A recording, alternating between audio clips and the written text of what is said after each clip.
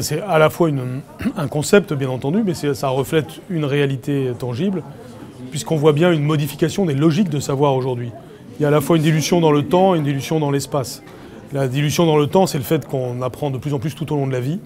C'est aussi le fait qu'on comprend que le savoir se joue dès les premiers âges de la vie. Des choses essentielles se jouent de 0 à 7 ans. Et en plus, le savoir continue après les périodes d'études. Et donc, c'est un enjeu de vie plus que jamais. Ça, en fait, ça l'a toujours été, mais ça l'est plus que jamais aujourd'hui.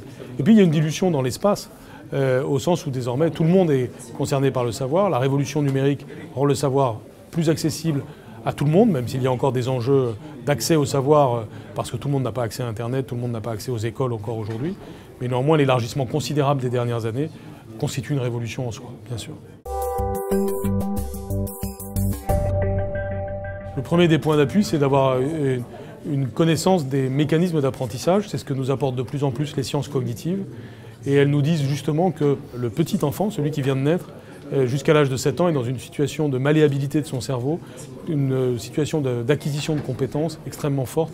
Il faut donc prendre cela en compte dans nos politiques publiques d'éducation, dans nos politiques de la petite enfance, dans notre politique de la maternelle, notamment pour que l'enfant arrive en cours préparatoire avec un capital de vocabulaire, une capacité à s'exprimer déjà forte, parce que c'est à ce moment-là que se joue déjà énormément de choses et que, selon ce qui se sera passé de 0 à 6 ans, on va réussir ensuite l'entrée dans la lecture, l'écriture, le calcul et la relation aux autres.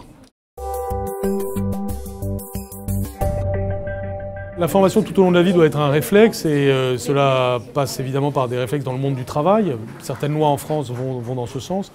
Mais néanmoins, ça passe surtout par une évolution des mentalités où on est sans arrêt en train d'apprendre quelque chose aux autres et d'apprendre quelque chose des autres. Et donc, c'est en fait dans l'éducation initiale que l'on peut introduire des réflexes en matière de formation continue. Et notre manière d'enseigner aujourd'hui doit permettre de créer ces réflexes-là pour l'adulte ensuite dans sa vie courante.